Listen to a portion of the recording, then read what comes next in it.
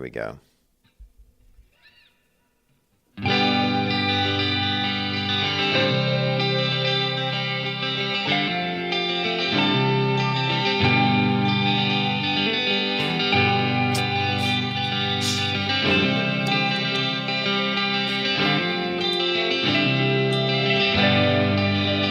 You know it. You know it.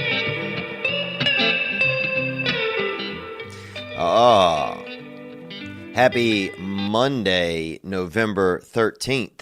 And that is a recording done by the one and only Tiny Sandhu. Tiny Sandhu dropped us another recording and through the email. And I want to thank you, Tiny Sandhu, whatever you are. You know, I thought about this the other day. I'm thinking to myself, well, dude, what is a Tiny Sandhu? You know, have you ever been around one? Do you know a Tiny Sandhu? What is it? You know, what is it? It's an animal? You know, it's a sapling. You know, it's something that's, like a small wiener. What is it? It's something you can pet. It's something you can't pet. What is a Tiny Sandhu? And I have no idea. But if you don't know, if you want to think about what a Tiny Sandhu is, you go ahead and think about it as well. Because anybody can think about anything. That's one thing I know for sure. You know what I'm saying? Boy, I'll be thinking about things. People could say, you can't do this, you can't do that. But when you look inside of my head, if you could see the picture shows that's going on. Because I'll be thinking about it all. But there he is, whatever that beautiful animal is. Tiny Sandhu playing a little bit of Guns N' Roses' Paradise City underwater. And it had me thinking, where's my paradise city? You know, am I always going to live in turmoil? Am I always going to live, in uncertainty? Or am I going to choose the next time that I, step out of my truck or step off of my bed in the morning? Am I going to choose that, okay, today, wherever my feet are, this is my paradise city, Because it can be your promised land if you make it your promised land. And sometimes it just starts with a promise to yourself that your perception and the way you look at things is going to be a little bit brighter. Because trust me, I drug around a dirty sack of bad attitudes for at least 15 years. More, maybe even more. If I could remember more years of my life, I would say definitely more. And so I know what it's like to carry that negative attitude and that negative energy around, and I don't recommend it. I don't recommend it to anyone. I honestly do not. Thank you guys for joining me, man. I'm so happy to be here. It is Monday, November 13th. Thank you guys for joining me on this past weekend. Man, I had a wild one. I have to let you know that I will be in Huntsville, Alabama this Thursday, the 16th through Sunday, the 19th. Friday night, I'm just featuring for a local gentleman. They have a special show going on, but I will be on stage. But if you're going to come out just to see me, I recommend Thursday, Saturday, Sunday. As well, I want to let you know and thank you, Gray Block Pizza. That's Gray Block Pizza in Santa Monica. Ooh, Los Angeles, they say you don't got pizza? Guess what? You do. Gray Block Pizza. Good as it gets. Tastes like you've had it before. It'll make your mouth wish that it was a stomach. Because after you swallow it, your mouth gets greedy that it only had it for such a short time. And then your stomach's going to be holding on to it for a while. That's Gray Block Pizza. But I'm here. I'm coming to you from Laughlin, Nevada. Do you even know that? Don't assume where I'm at. Okay? I'm coming to you from Laughlin, Nevada. Or Nevada. Drove up here yesterday to do a show at a church. And it was at St. John. I believe it was at St. John Church. Dude, I thought it was going to go swimmingly, and it went off the rails. I mean, I thought it was going to be in like a side room of a church, right? You think you're getting a gig at a church. And look, I can handle it. People, think my material is super edgy sometimes, but a lot of it's not. I got a lot of great, I can tell the stories and, and share stuff from my childhood, and I can keep people, intertwined like that and intertuned into what's going on. But man, I got in there and it was in the actual church, dude, where like the reverend and the preacher, the pastor, where he preaches, It was in his doghouse right there at the front. And next thing you know, I get up, I'm telling a few jokes, and I use the word erect. Erect. And erect is when your penis starts looking around for something, for some other crotch, or even, hell, if it's been a long time, could be your own crotch, or even if it's like your penis heard something in the distance, Sometime even if it'll, that's what it is though. And I said erect, and some people walked out.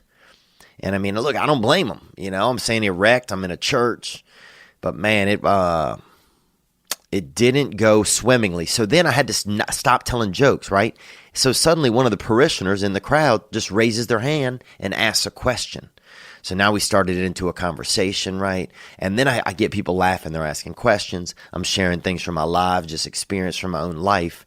We get it going. And I really feel a lot of gratitude because those people saved the day. Instead of sitting there and being miserable about what was going on, about, well, this guy's up here, dropping erection words into the air, they decided to be like, well, let's get involved and let's change the vibe. And I was able to be, open enough to change the vibe, and we kept the energy going. And then for about 30 minutes, we did a Q&A that was full of laughter and joy. A lot of the people were senior citizens. And, I grew up with a senior citizen. My father was a senior citizen when I was born. My father born in 1910. And so suddenly I had this ground to really relate to them on, and we were all just sharing stories.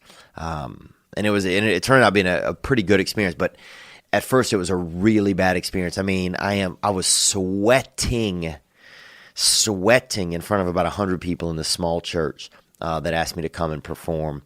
And, sometimes you get gigs like that. That's the thing. I've had gigs where I flew into, Guantanamo Bay, and I got to do some shows there one time. It was, amazing. And then sometimes you have gigs where you are sweating in front of people at a church, and they're coming to your aid, man. So that just happened this evening here in Laughlin, Nevada. Good people. And one of them started talking about rheumatism during the show. We're talking to each other because at the end it was cute. Like I could not tell any more jokes. I was so afraid to tell any jokes that I was going to really offend someone. So, and one of the seniors mentioned rheumatism, and I don't know what rheumatism is. And I was like, well, is it like when you're in a room and, you're really scared? You're like scared of being in that room. And they were laughing. And then I was like, because if it is, that's what I have right now. I have rheumatism. Because, man, it was one of the toughest moments I've had in a show. That's for sure. What else, man? Oh, I went to Repticon this weekend. And Repticon, that's reptiles. And con men, which are really people, it's not con men, it's people that sell reptiles. But they're definitely trying to 2-for-1, 3-for-1.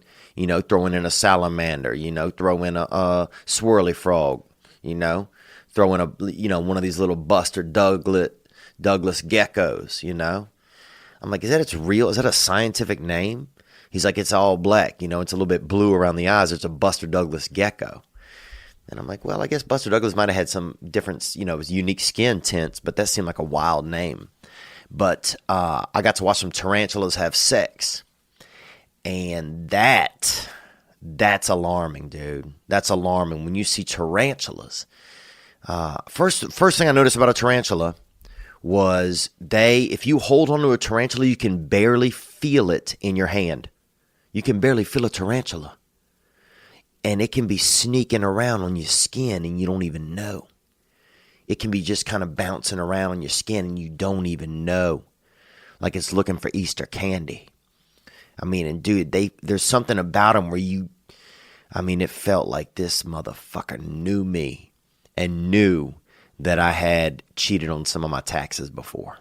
That's exactly what this thing, the second they kept putting it on me, it would go straight up, try to go straight up my arm like it was going for my heart, like it was like it was going to go inside of me or something and see what was going on inside of me. Very scary, very, very scary for me, them tarantulas or ranches.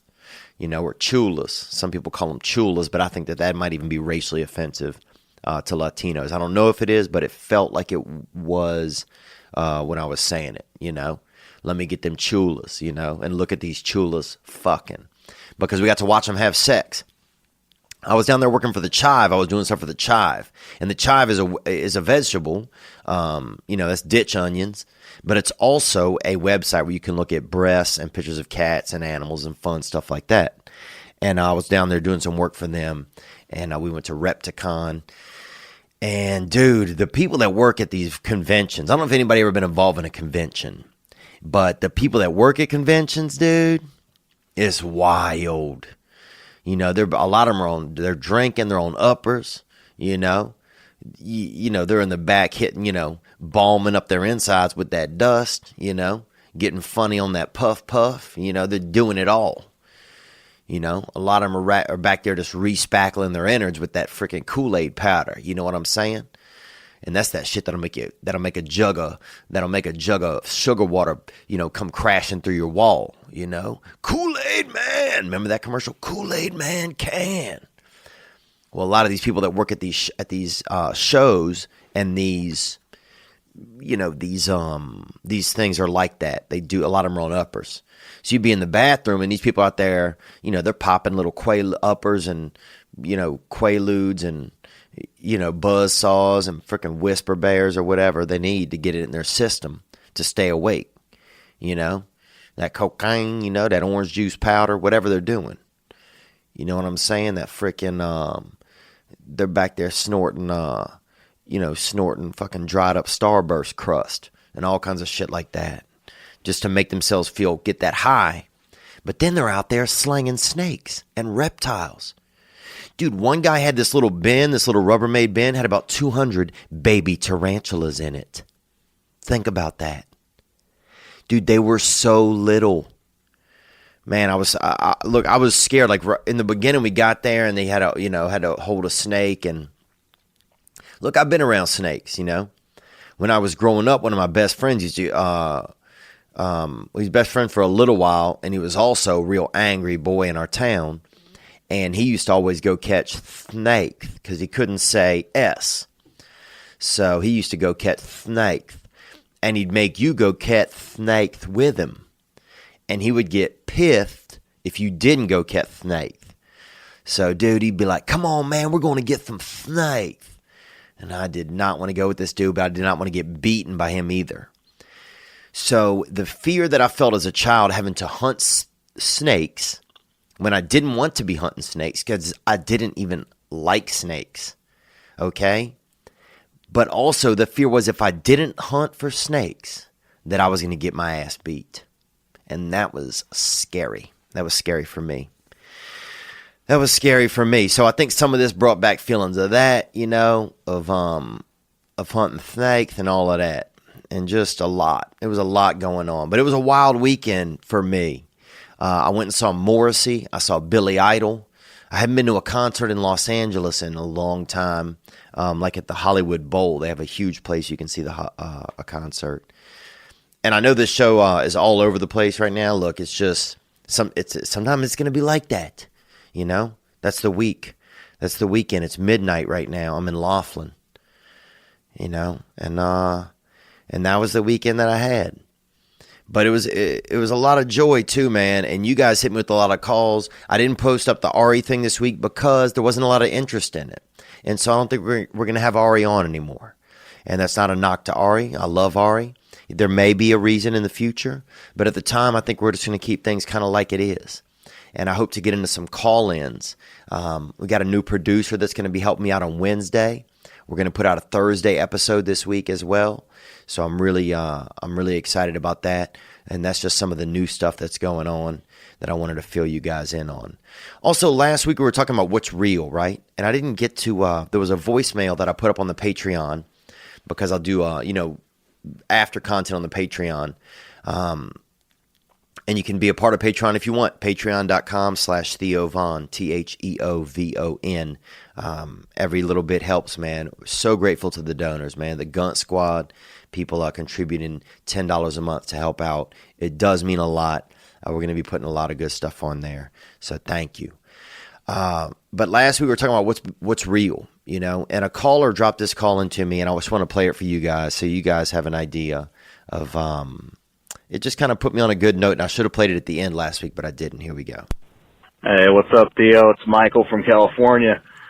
Hey, man, I just asked my girlfriend's father for his permission to ask her to marry me, and he gave me his blessing. Felt really good, man. It was one of those times in your life where it's just, asking a father to marry his daughter. That's, whew, wow, man. I'm still thinking about it. It's like an honor, It's an honor. So, man, I'm pumped. Just got to go find a ring, man. That's all. There you go. So, yeah, I just wanted to play a little bit of that call for you. I know we were talking about things that are real. We talked about friends and family and how that's something that's real. But just hearing that Michael right there, he went the old-fashioned route. Hit up the daddy cat, Because sometimes you got to scratch daddy's back if you want to play with his daughter's breasts, And we all know that. And nothing any different from Michael there making that move. Congratulations, Michael. That you got the dad's permission now. You're halfway there. It's like you made the first, you hit the warp zone. Now you just got to get up in the castle and beat Big Bowser. You got to get that lady to be on time with you. And you're going to get that ring for her, and that's beautiful, man. That's beautiful. Congratulations.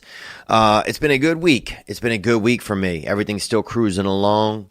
What else did I do this weekend? I went to Repticon. I went to the Morrissey.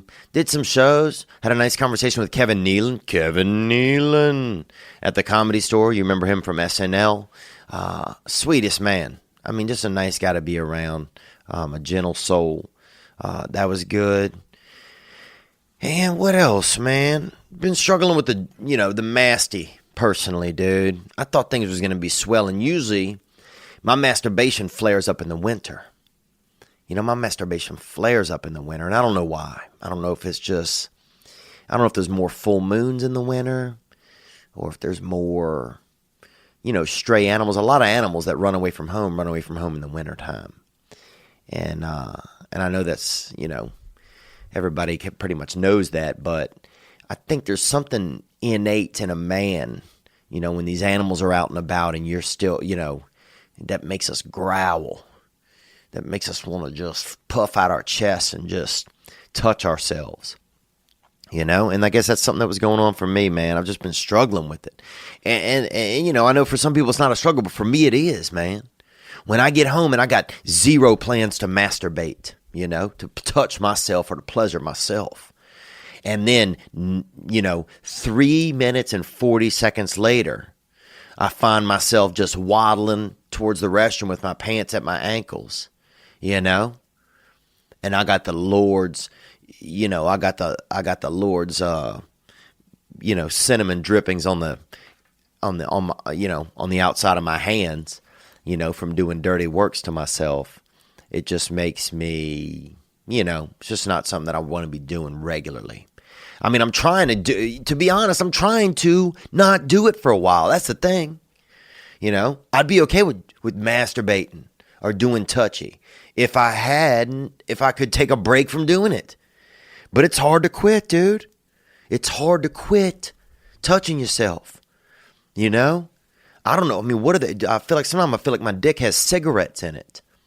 Because there's nothing that's harder. I don't know anything harder to quit. Or to take a break from. And I don't want to have to get a sponsor or somebody that, watches me at night. That's crazy. But I'm thinking about it. I'd be lying to you if I didn't say I was thinking about paying someone to watch me at night for 2 hours, pay them $50 an hour, just for, 20 days or something. And I know you're like, well, that's $1,000. Yeah, it is. But it also will be 20 days of assurance where daddy,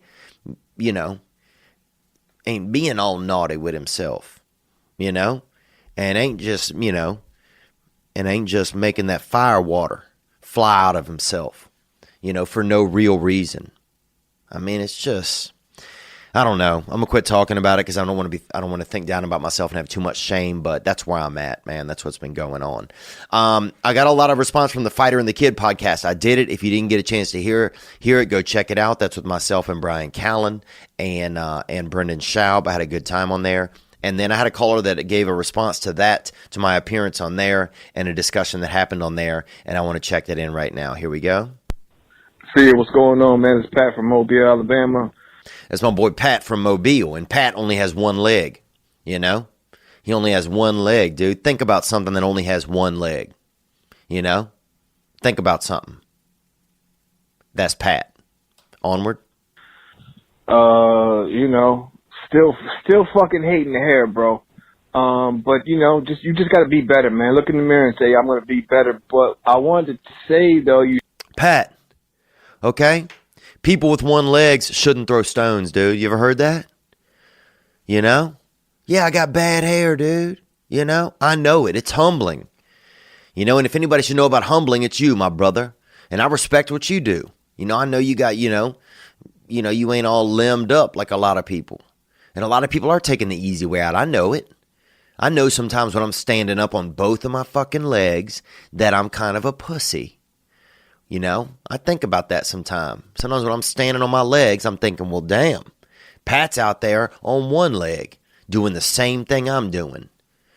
You know, aren't I taking the easy way out? And I recognize that, man, you know. We all have our things, you know, and I got the hair. It's humbling. So I respect your humble game by showing up, you know, with 3 limbs.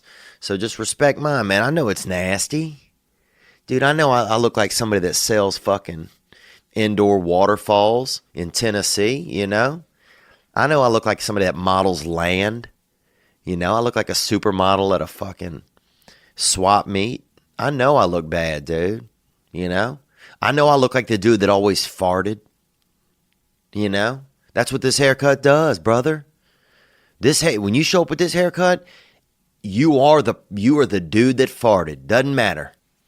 But onward, Patrick, I do appreciate your call, man, and I love you, and I appreciate you calling down there from Mobile, Alabama. I got a beautiful half-sister and her family live over there near Spanish Fort. Onward. You said you never been around a black man who's been nervous on The Fighter and the Kid. That's true.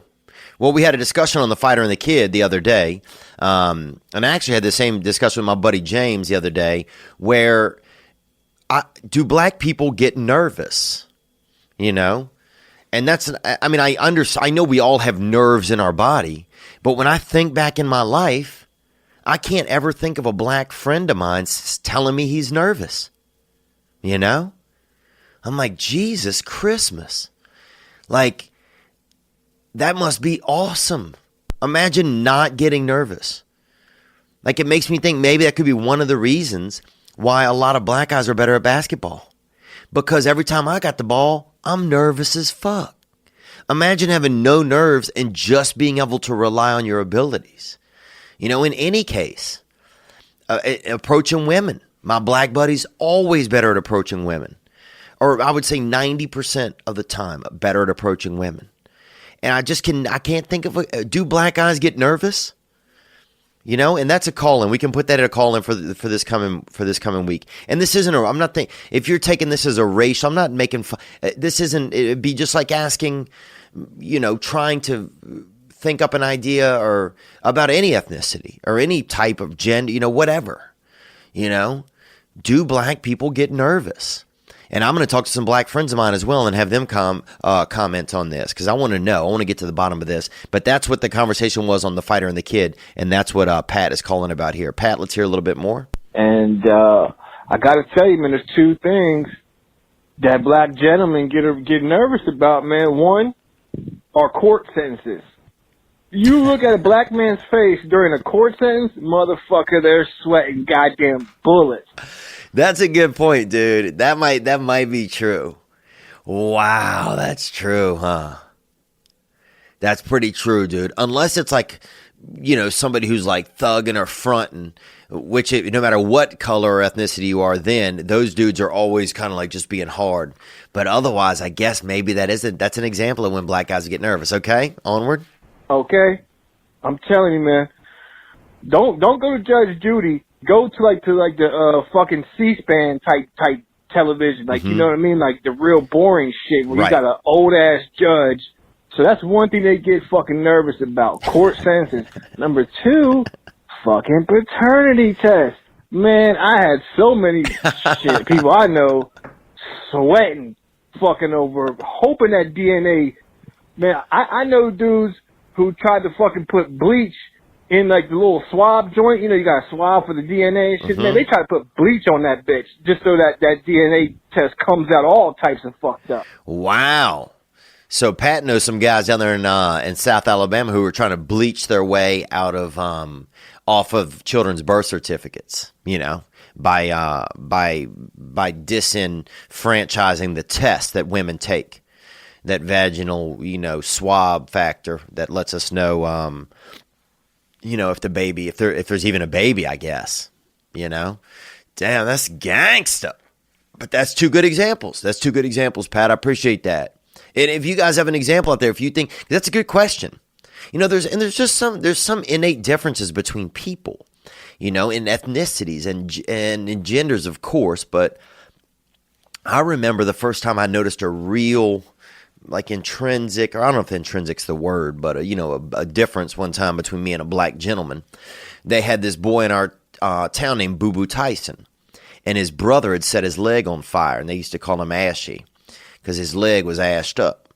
And Boo Boo had the nicest smile in town, man. We played basketball together for a few years.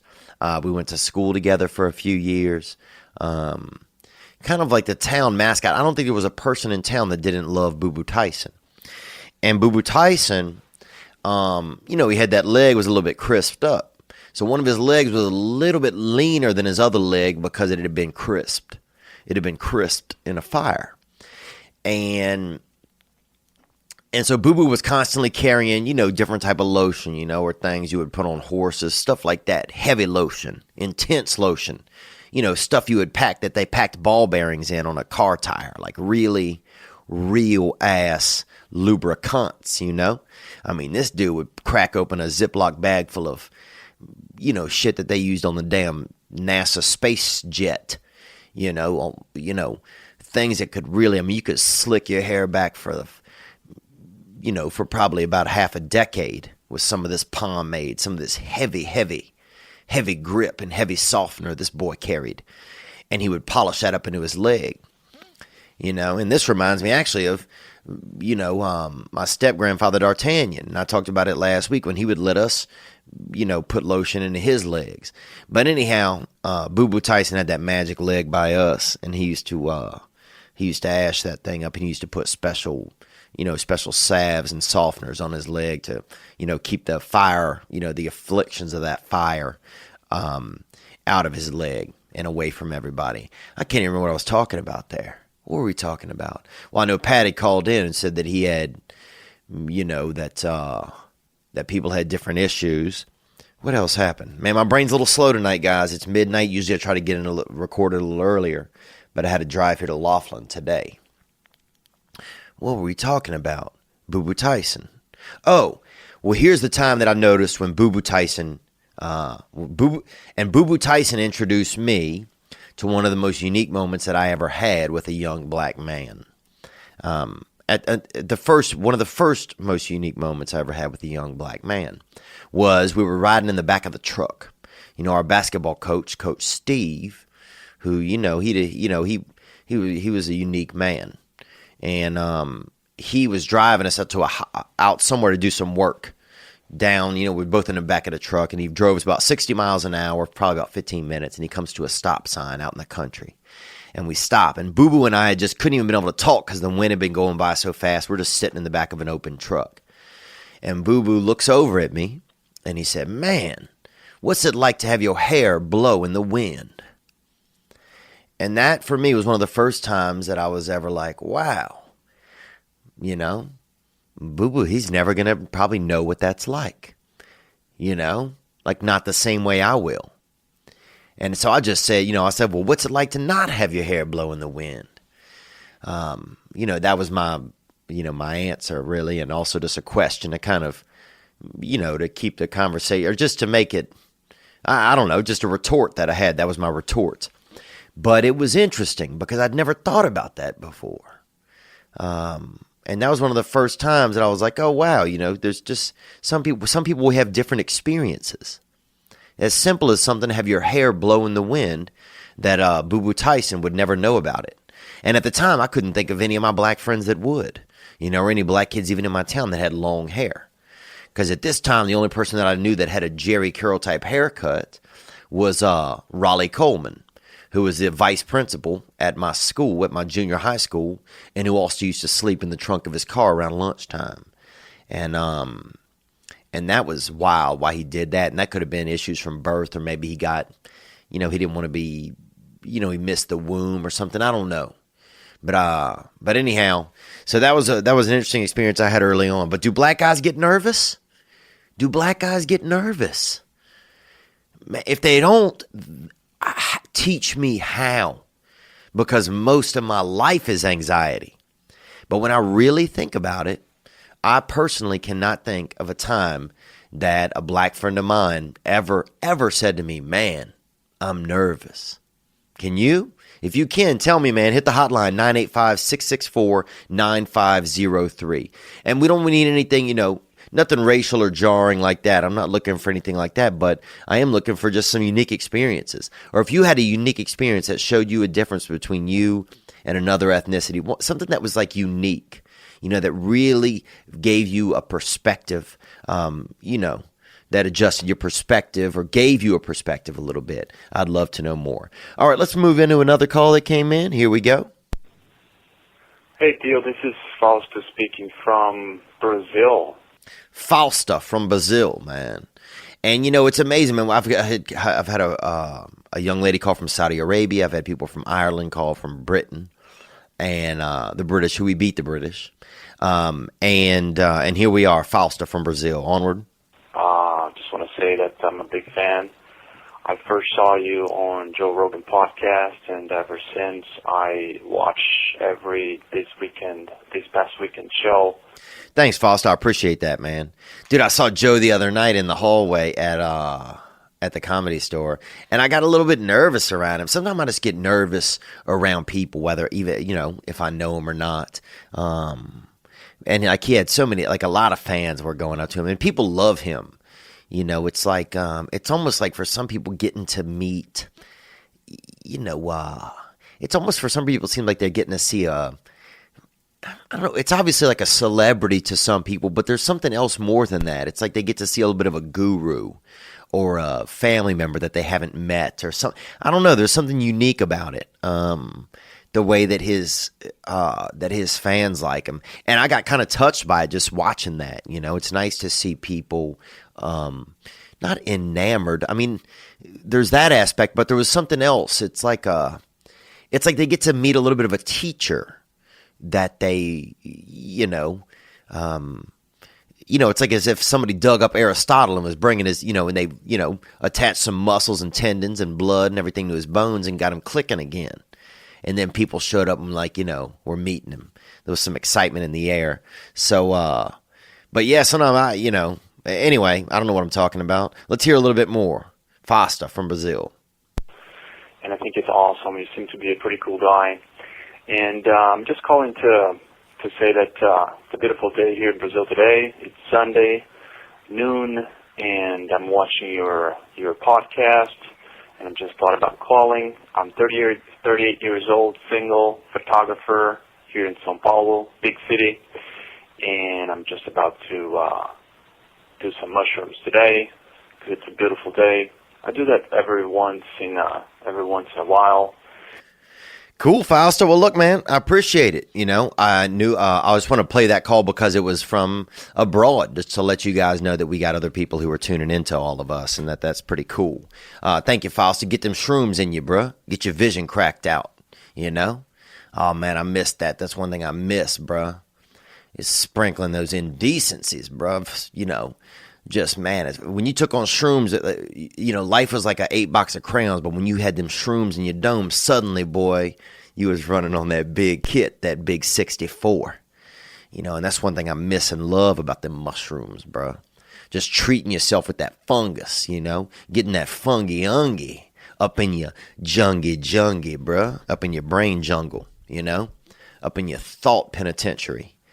Dude, man, there was nothing better than watching your eyes drip out of your skull in a bathroom mirror at a stranger's apartment. And then coming out of the bathroom and realizing it wasn't a stranger's apartment. It was your apartment. Man, that's one thing I miss about mushrooms, dude. Going out in the field and picking them. You know, saw one kid eat something one time in a field. It wasn't even a mushroom. It was something that a pig had coughed up, and he got fucking sick and had to go to the hospital for about 3 weeks. But you know what? Fuck him, man. You know, if you're out eating mushrooms and you're eating other shit off the ground, dude, you're an idiot. You know, sometimes people are just an idiot, you know. What else is going on, man? There's a lot of stuff happening with well, let's take one more listener, and then I'm going to get into, people are talking about some of these just men and female issues that's going on and some of the conversations that are going on here in the aftermath of the Louis C.K. issue. Let me take one more call here that came in. Here we go. What's going on, Theo, man? Ryan from Pittsburgh here. Ryan from Pittsburgh, man. I got pink eye one time up there in the Monongahela, and I got a blowjob up there behind the Giant Eagle, behind a chain grocer. And all a Giant Eagle is just a Kroger in disguise. That's all that is. But I got a beautiful blowjob up there one time, and I got pink eye. And onward. Fucking take this job, man. I up and quit in the beginning of the week at my old job, so I started with no money. So, I mean, it's been a week at this new place. I'm paying for gas with change. Dude, I don't know if you know anything about paying for gas with change, but it's an embarrassing act that I've been forced to have to do almost every day. But I'm listening to you talk about rubbing lotion on this fucking old dude's leg and thick water, and I just, it immediately pulled me out of my funk, dude. Thank you, man. I appreciate it. Yeah, there's no better way to get to know a grandparent than by putting, or even a step-grandparent than by putting lotion on their body in a non-perverse way.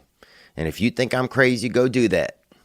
You know, you may have an association with your grandparent now. Go put lotion on their arms or legs. You know, show them some tender love and some tender care. That's non-sensual.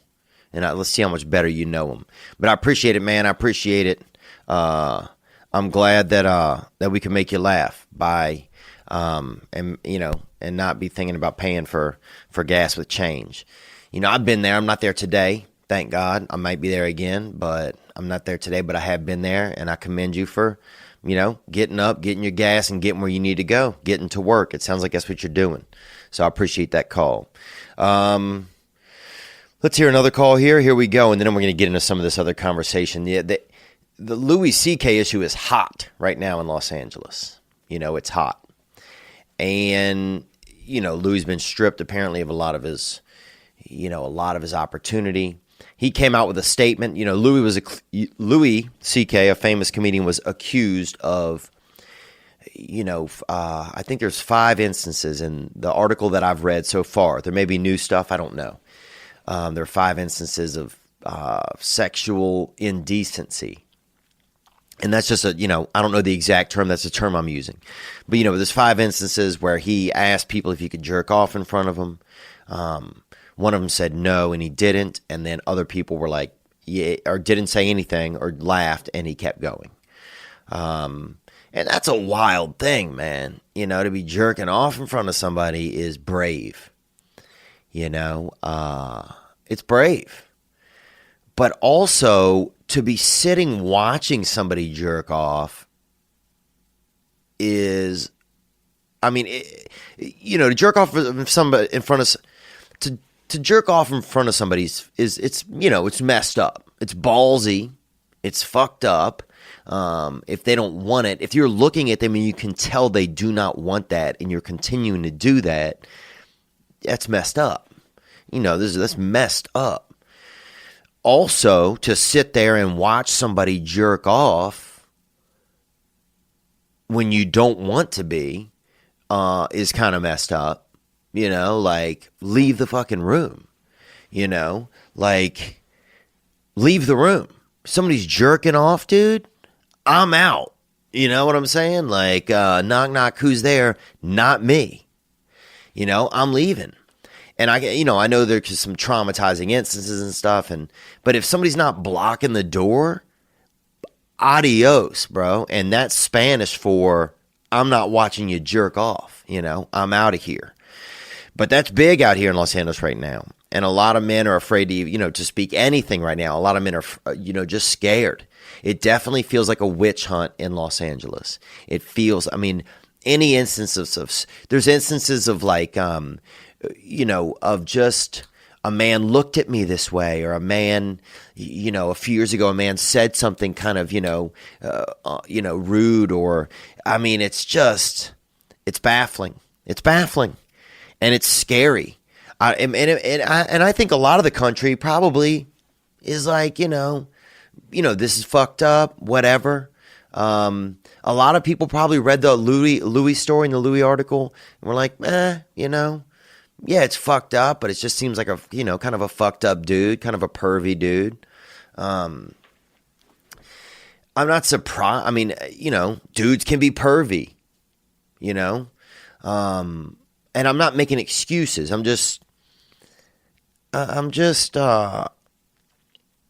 guess I'm just, like, some of it feels, well, here's what I think is going to happen. I think in 3 years, Louis is going to have one of the biggest comedy tours ever.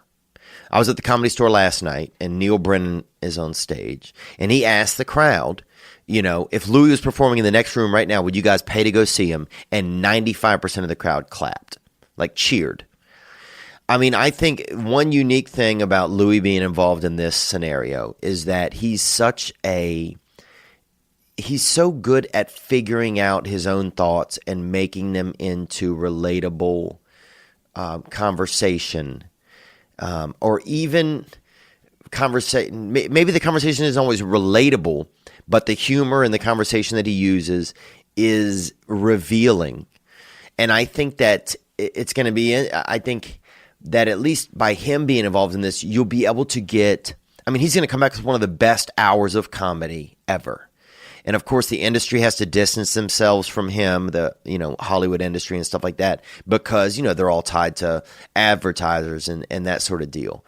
But, it's just gotten, I think it's gotten to the point, some stuff where some of this is just like, when does, how, I don't know. I guess I don't know what some of my thoughts are, man, but it just seems, it's just, it's definitely scary. It's scary in LA right now because there's, accusations of just fly up on Facebook every other day. And you have if you didn't do anything as a man and you get accused, that can be your ass. That can be your ass. It doesn't even matter. There's a governor in Alabama or some man that's running, and there's accusations against him of pedophilia. And obviously, not good, not cool. But with this day and age, who knows if somebody didn't just make someone say something, or have, find some person to say something to ruin a presidential election. It's like, you just don't know. We can't just go on accusations. And I'm not specifying on the guy from Alabama or whatever, Roy Moore, but we just can't go on accusations. If we do, it's just like it's just going to turn into a witch hunt. And I guess it's scary for me because I'm a man, and we seem to be what's most popularly being hunted right now. And I don't think that's everywhere, but I do think that it's certainly like in a lot of liberal circles, and it's scary, and it's certainly by like a lot. It's scary, bruh. It's scary. Let me take this call right here. Here we go. Theo, what's going on, pimpin'? It's your boy Aaron. I'm from the Greater Toronto area out there in Ontario, Canada. I just wanted to get your thoughts on a little situation. So basically, a girl from my past reached out to me. I used to talk to her in high school, so she always had a boyfriend, so I never had a shot. Okay, so a girl from high school, she always had a boyfriend, you never had a shot. Onward. And she recently just reconnected with me. She reached out. She messaged me on some social media outlet, and we've been talking and hanging out, and things are getting kind of close. And she tells me she has a boyfriend. She's been seeing him for 5 years, but that their relationship's on the rocks. So I don't know what to do here. I don't know how to handle this situation because I really care about this. Okay. So, I mean, just to even listen to your own call right there, man, you're saying that there's this girl, she's always had a boyfriend, so she wasn't available. And then, and I appreciate your call, man. And then you go on to say, and now she still has a boyfriend, and it seems like she's still not available. Here's what I would do. I would put your hat in the ring. I would say, look, this is what I would like. And if she can do that, then do that and move on. And move forward with her, I'd say, look, I'd like to date you, but I think getting involved in this, but if she's got both boyfriends, it's not going to be good. It's not going to end well for anybody, and that could ruin your chance of being with her. But you're saying she had a boyfriend, she wasn't available, and now she still has a boyfriend. So she's still really not available, And if you start off in that environment, you could, and then one day she leaves you for some other dude, you couldn't be that shocked, if that's how it started this way. But I put your thoughts in. Say, hey, look, this is how I feel. This is what I want. If you're really into her. Now, if you're just trying to get a little bit of a zoom, then, take her to some coffee and keep feeling that out. See where you guys are. But if you really want to ride the open road and get that long-term vroom going with her, then maybe you just let her know how you feel and then take a step back. Let her figure it out, But look, it depends on how much of your time you want to waste. That's what I think. For me, that's what it would. But I appreciate your call, man. Let's take in another call right here. And this was a little bit more about what's going on with kind of men and some of their thoughts and stuff these days. Onward. Howdy, Theo. This is your buddy Dylan Green from up in the Pacific Northwest, Bellingham, Washington. Called Dirty Dylan Green from Billingham. Onward, Dylan. Called a couple times. Love your podcast. Love listening to what you've got to say.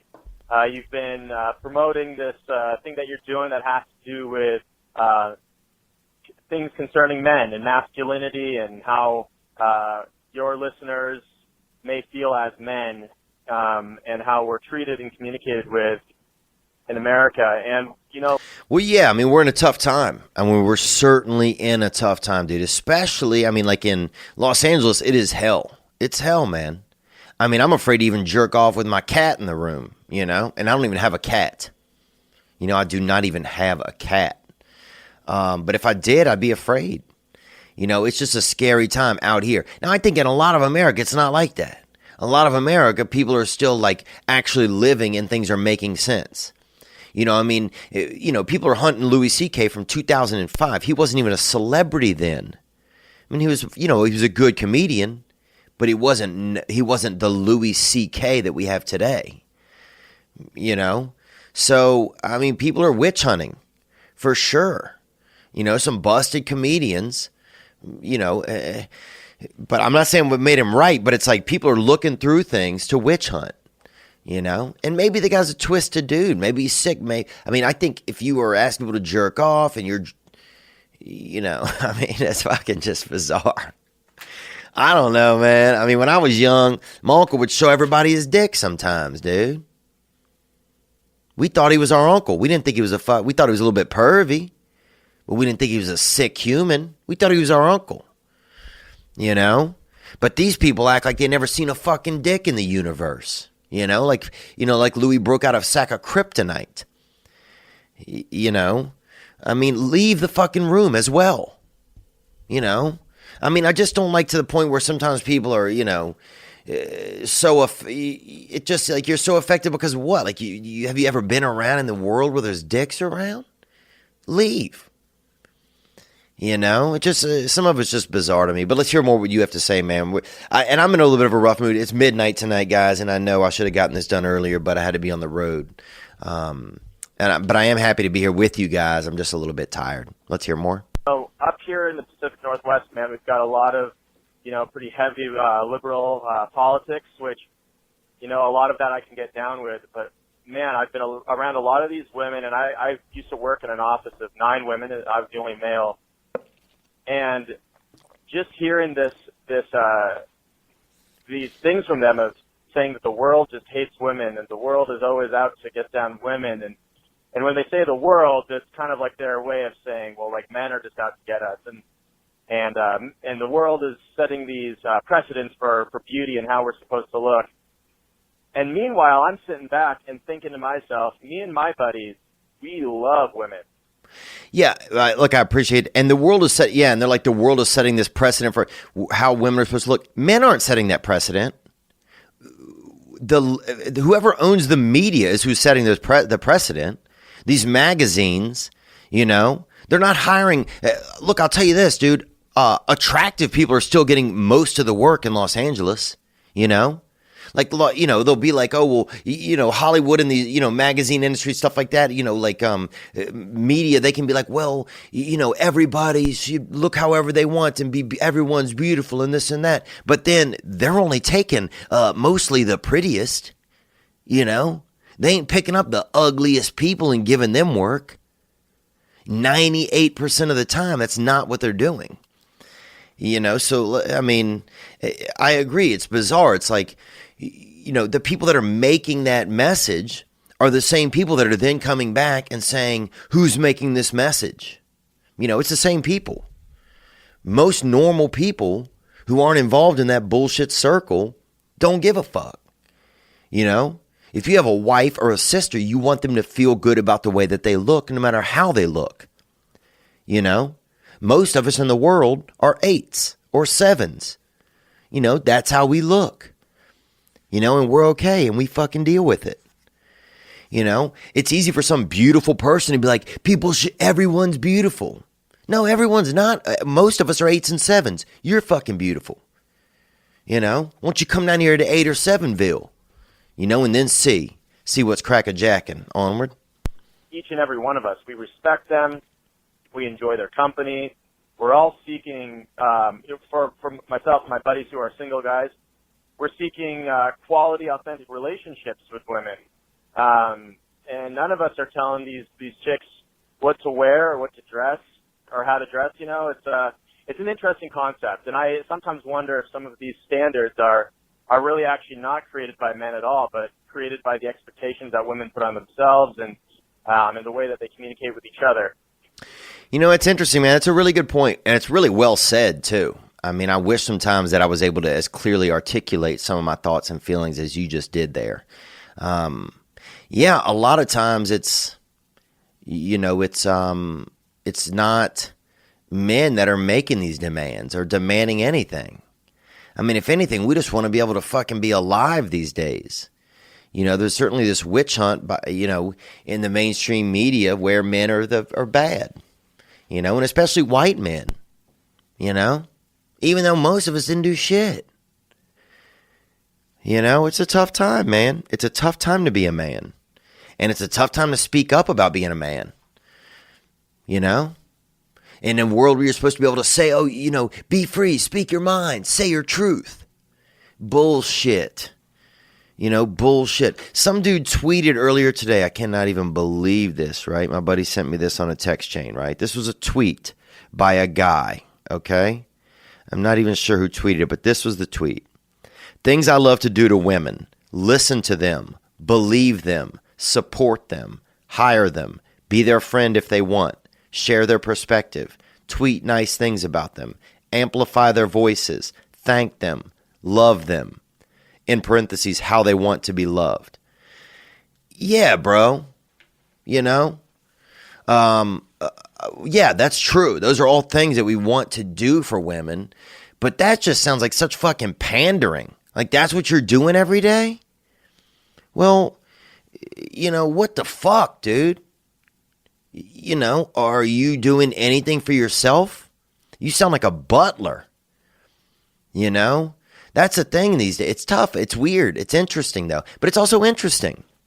You know, it's interesting. Because, I mean, women have been, they have been looked down upon and thought of as a lesser sex for a long time.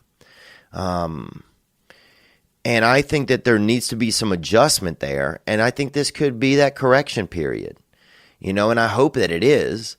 But I don't hope that comedy gets ruined because of this. And my hopes are that we can still joke, you know, and know what is a joke and know what isn't. That's one thing that I hope. But I appreciate that call, man. That's a lot of thoughts. And if some of you guys have thoughts on that as well, hit me up. I'd love to hear a little bit more on that. You know, or do you feel scared to be a man right now? Do you feel like a lot of these issues that are created out there, and a lot of these, views of women and are created more by women and then they are actually by men? It's like women are just fighting these, are playing both sides of the net. Do you? What do you think? Or have men just been, because it's tough. The tough thing is, if you're not a bad dude, then this doesn't apply to you. But the problem is some of these things are so blanket, they make it feel like it applies to everyone. And I know I'm all over the place tonight, man. I don't even think I'm being fucking funny, dude. Sorry. We're going to take one more call here, and then we're going to shut it down. Hey, Theo. My name's Chris. I'm from North Carolina. I really relate to your comedy. I like to think of myself as a bit of a Southern gentleman, not quite as with an exquisite accent as yours, but I do love listening to you speak. Well, you got a nice accent there too, brother. You got a real handsome tongue in your head, Omar. I have some problems with, I like to think, drugs and whatnot. I use marijuana as an agent to combat these things, and I was just kind of wondering how you feel. Like in North Carolina, it's illegal to use marijuana, but in California, it's medicine. How do you feel about that being something to help you get off alcohol and other things that aren't good for you? Well, for me, I don't use marijuana. I don't use anything, How does it suck? Yeah. I want to crack my brain open sometimes, dude, and eat the rib meat off of my fucking thought spheres. For sure. I want to bust open my damn fucking brain stem, and lick that rib meat off them thought sickles that are hanging out from the inside of my cranium. But I don't.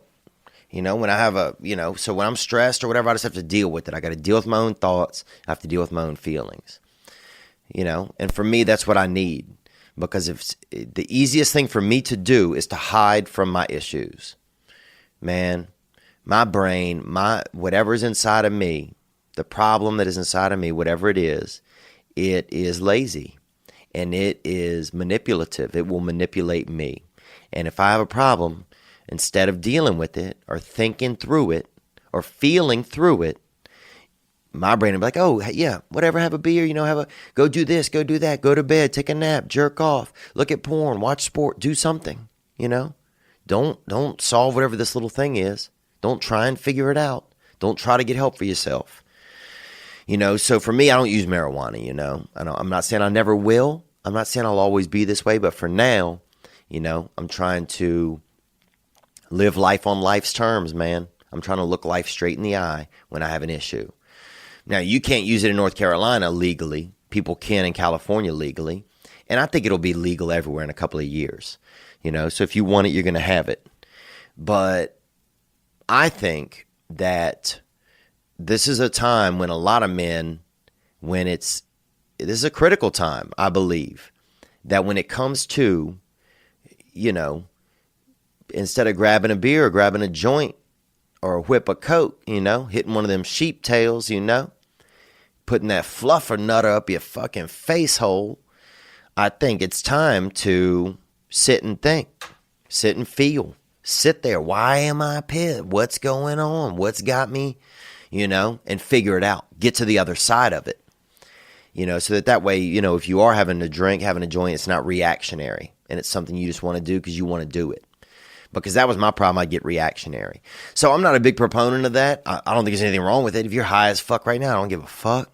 I was over at Coco Diaz's podcast the other day. He's smoking weed in there. I don't care. I love that man to the end of the earth. I don't care what anybody else does, but I'm just saying for me, that's what I do for now.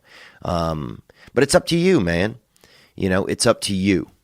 But for me, I'll find too many excuses if I use other stuff right now. I'll find too many excuses, and right now I need to make less excuses for myself, and I need to at least work towards having a little bit more knowledge about what's going on inside of my thoughts and feelings and why I behave the way that I do, so that I can be on top of my behaviors and be a step ahead of them at times. Because a lot of times my behaviors are reactionary, and they're not my first behavior. Sometimes the first choice that whatever's wrong inside of me wants to make isn't always the best choice for me. So I need to be aware and be there. I'm going to take one more call here from this guy. He called in a couple weeks ago, and I really related to this call, and then we're going to get out of here. I want to get his thoughts out here. Here we go. Hey, Theo, this is Chris. I emailed you earlier, said that I'm dealing with some stuff. So I'm going to do my best to explain what's going on. So basically, I'm kind of like you, you know, like real similar upbringing. Didn't really have like a dad around. Kind of had like a mean mom. Thanks for calling, Chris. Thanks for sharing. Let's hear more. So about like my feelings or whatever, how to talk to girls, basically how to express my feelings towards girls. So, oh man, that was the bane of my existence. I didn't realize it until recently that was what caused a lot of my issues. Was that I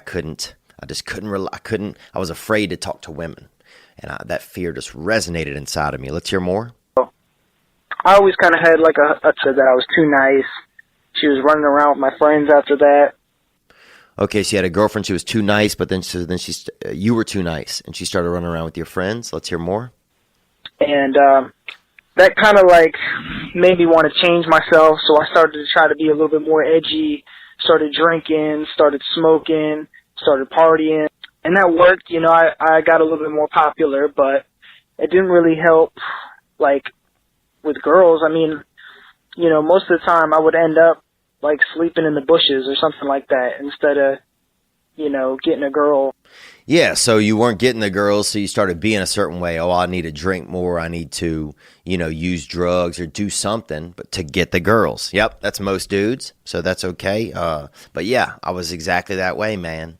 I didn't know who I was, so I just knew that whatever I wasn't okay because women didn't like me.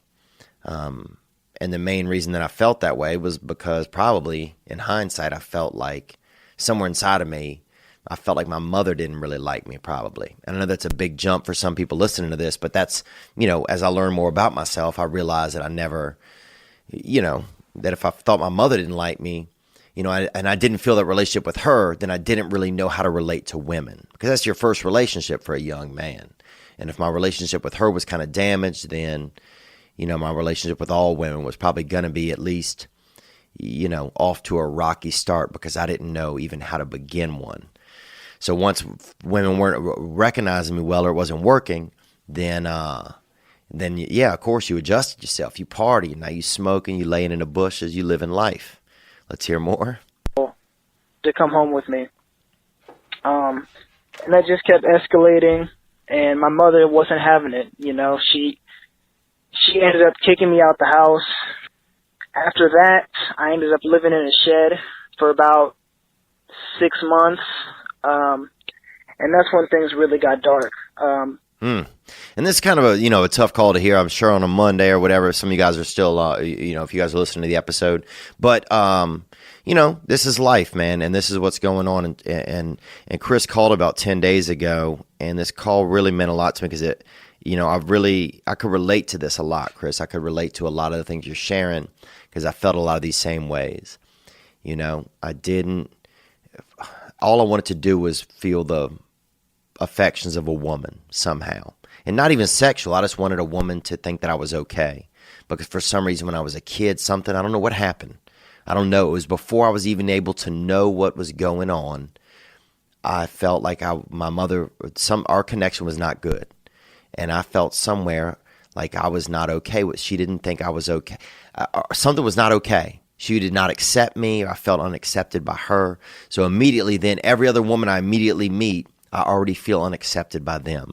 So then I change myself. I start being different ways, acting outlandish, acting this way, being loud, being goofy, whatever, something to alter that interaction, something to try any code I could to crack this comfortability with women and make it feel more comfortable. And then, and my mom and I's relationship, of course, was never really getting strong. I got emancipated. I went out and was living with friends. Thankfully, I didn't have to live in a shed. I was pretty blessed that I had some good friends and different families that took me in. But let's hear more about your story. I'm just saying it's right alongside. Let's go. I had always kind of been like a little bit depressed because, I didn't really have like a person in my life. Like I was alone basically. So when I was in that shed, things got real dark.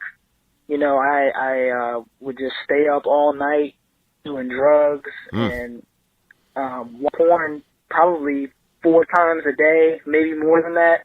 Jeepers, dude. Ugh, if I have to watch porn twice in a day, I feel horrible. I don't even do it. But I'm a one-trick pony anyway when it comes to sensuality, whether I'm doing self-pleasure or actual sex. If I'm doing sex. Let's hear more. And that went on for like 6 months. And this was a year ago. But yeah, man, so I got like some dysfunction going on with me. And the crazy thing is that like, in order to heal myself and to get better, to do is to get out there and meet somebody and get into a relationship and start getting out there. But it's hard because, like I said, I don't have that drive. I don't have the libido. I don't wake up in the morning and just have that fire inside of me. Cool, man. Well, look, Chris, I appreciate you calling, man. I really do. Like 1,000,000%. I appreciate you calling. Like 1,000,000%, dude. And, you know, you're not alone. A lot of guys have a lot of similar feelings and a lot of similar issues, man. Let's hear the end of your call because I just feel bad about cutting you off. And plus, I'm like really, you know, I have low self-confidence just from, you know, I still kind of see myself as like that homeless dude jerking off in the shed. Yes, you have a low, your view of yourself probably isn't always good, it sounds like. Man, I'm sorry, dude, you know. I appreciate you sharing this. I really do. You know, and I hope that by hearing this back and listening to some of this, you're able to kind of get a little bit, you know, maybe just a little more perspective on yourself. Here, I got to plug this thing in really quick. Hold on one second. Oh, wait, never mind. The plug-in's right here. Hold on. Sorry, my computer's on like 1%. Okay. Yeah, look, man, I can relate to this 100%. You know, I really can. Self-worth is low. And a lot of that probably, you know, and look, I got to tell you, I'm not any therapist. I have no idea the shit I'm talking about. You know, I don't have any medical background. I have no idea. The only thing I know is that when you tell me your story right there, Chris, that I have heard your story or parts of it inside of myself. You know, and I've lived through some of your story before. Maybe not exactly, but I have not had anyone call where I could relate as much to someone call. And the thing that helped me, I'll be honest with you, was getting into a program, dude. It really did. It helped me. It really helped me. I don't know if you need a program. You know, if you need an AA or an NA or a CA, I have no idea. You know, I don't know if I'll be involved in that program forever, but for now, I know that program has helped me get a better look at myself to know who I really am, you know. And it's hard, man. I've had to learn slowly to be vulnerable in relationships so that I can even build a connection with a woman. And this is slow stuff, dude. It's slow. And it takes work. But you can feel better. I promise. You know, and that's all I can tell you, man, is that you can feel better. And relationships that haven't been good or whatever will get better. And that somebody can love you and you can love somebody else. And, you know, and I can't tell you what, you know, I can't, you know, you can't tell somebody to go get in a program, but I can tell you that for me, it's changed my life, you know, and sometimes that's hard for me to even admit because sometimes I'm so like self-centered or so, you know, afraid to admit that anything other than me has changed my life. Because I'm so used to doing everything for myself, you know, but when I'm really honest, yeah, man, that program has changed my life. I have a constant base of men and other people that I can go to every day to learn how to live in any moment. If I don't know something to do, there's somebody I can call. There's 40 people I can call. Say, hey, what do I do right now? And they're like, this is what you do. And these are people that I trust and know and love. And I know that they love me. And bam, I do that. Because those are the things you don't get when you don't have like that relationship with a mother, relationship with a father. You don't get those. You don't know. No one ever teaches you anything, you know? And it's hard to teach yourself anything because you're so busy just trying to survive, you know? So sometimes it's hard to learn. But I love you, man. Keep your head up, you know? Keep your head up, dude. You'll get to your paradise city, man. We all going to get there. Whether it's somebody that wants marijuana out there in North Carolina, you know, whether it's the guy in the Pacific Northwest that just wants to be able to share his feelings with a woman, but's afraid even if you can't even talk to a woman anymore without getting shut down. But I don't think that's going to be forever, man.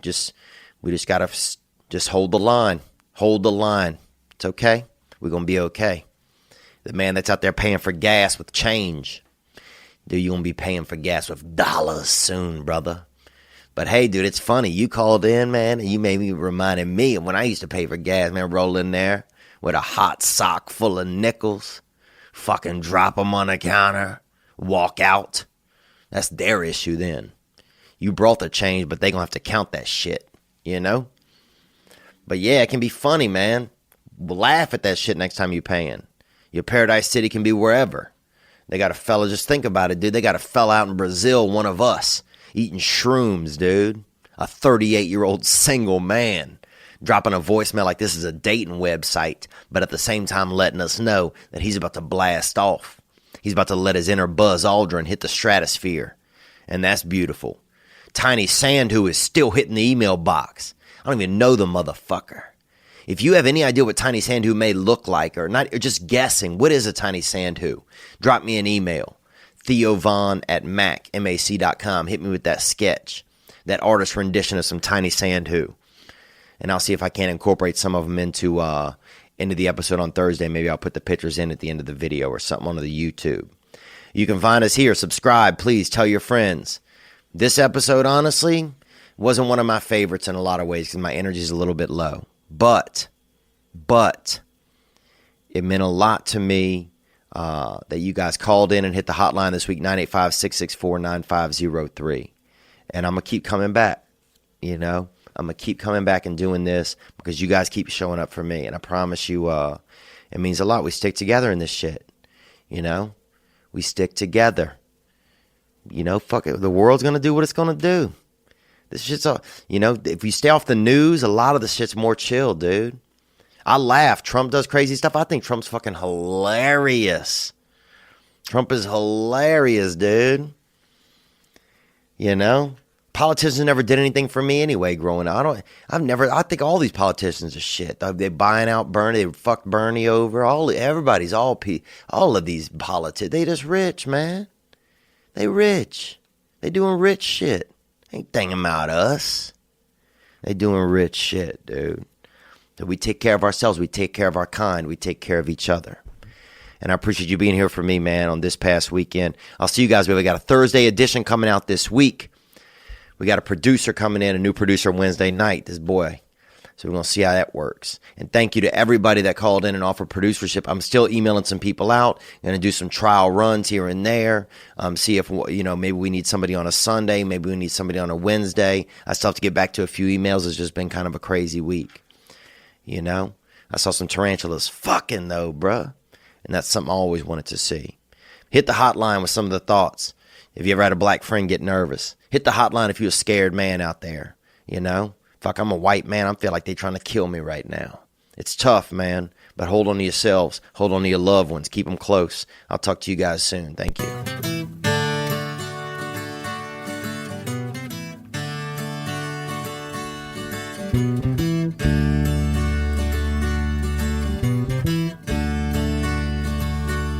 Celebrate living. Celebrate misery.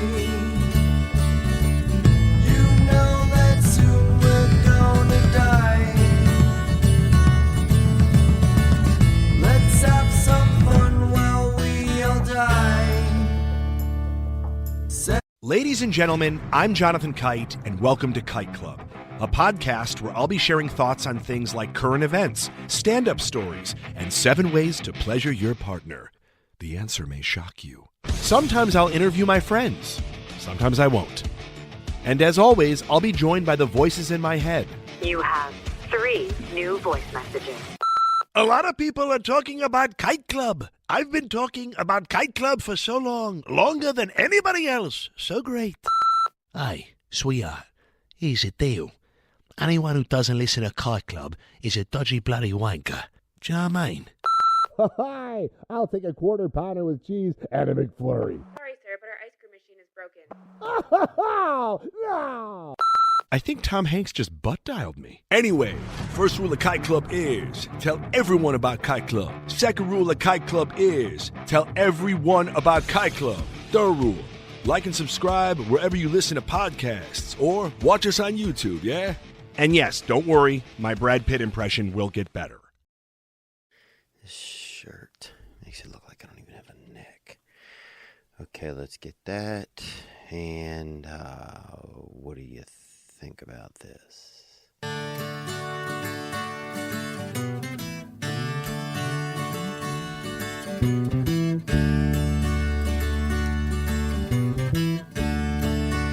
Yeah. Celebrate living. Okay. Celebrate misery. Gotta celebrate the dark times. You know that soon we're gonna die. Because the light can flicker in your life. Let's have some fun while we all die. The light can flicker on your life. You're not guaranteed 100-watt life. You know, you can't think that. You can act like it, but you can't be infected with the idea or with more really the affliction that life is supposed to be 100-watt, that you are guaranteed 100-watt life, because that's not realistic. You know, life is often just maybe 80-watt. And if you can live at 80-watt, man, then you are really, you're living under a beautiful lamp of existence, I think. And that's just my thoughts. It is Thursday, November 16, the year 2017, and we are on Earth. And welcome to this past Thursday. I'm happy to be here with you guys. I'm wearing it's kind of like a sweatshirt, and I just saw my reflection on it on this camera, and I just feel inferior because it just kind of I'm having one of those days. Honestly, I'm having one of those days. It just highlights the lack of distance in my neck, that my neck don't have that reach that I've always wanted. You know, you kind of wish sometimes that one of your great-great-grandparents fucked a giraffe, so you might have that extra inch up top. You know, you might have that, your neck looks like it could dunk a ball. You know, I don't have that neck. Good to be here. Thank you guys for joining me.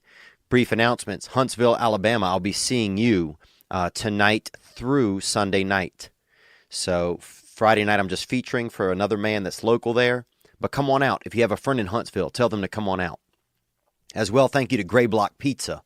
As always, great place to get a hit of that pie here in Los Angeles. And coming soon, a new shop in Portland, Oregon.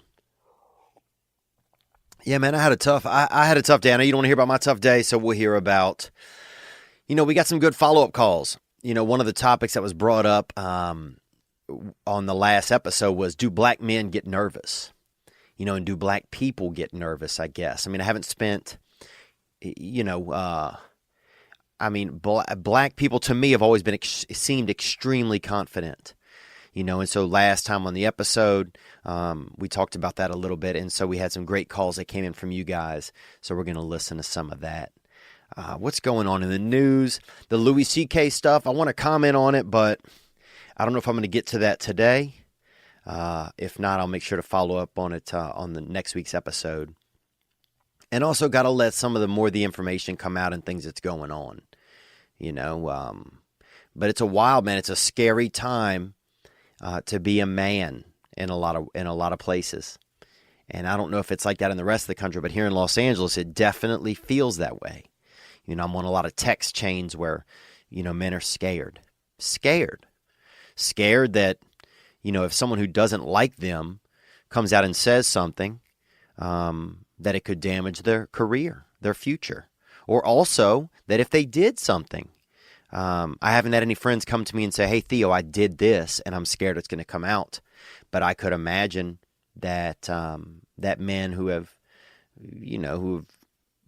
done some ice cold activities, that they could be worried. I really could imagine that.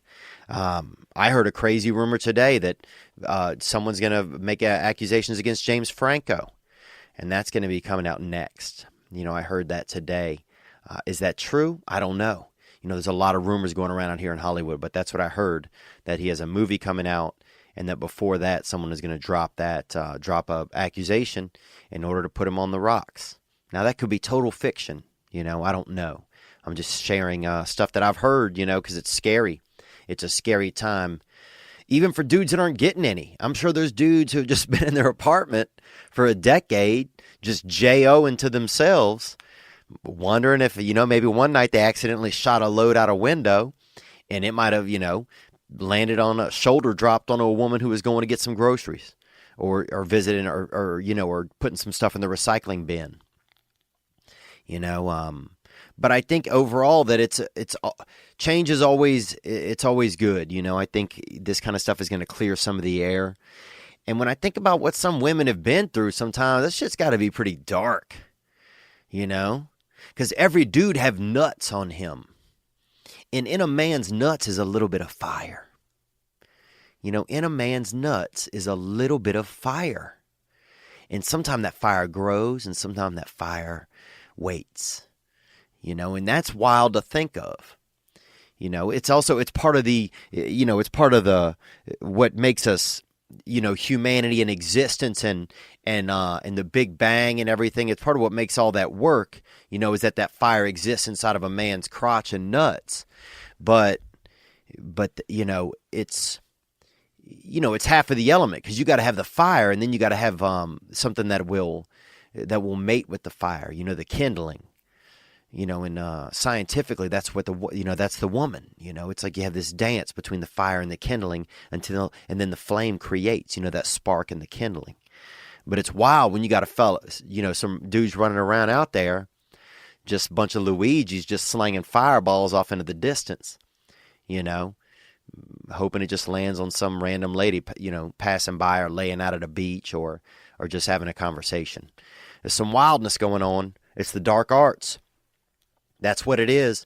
And I'm going to tell you guys, before we even get into the rest of this episode, what I would love to have more calls in about are the dark arts. Because the holidays are coming up. And if you don't think that I'm a holiday boy, then you're wrong. Okay? My God, dude, I swear to you, when I was young, for my birthday, my mom was like, "What kind of shoes do you want? Do you want high tops?"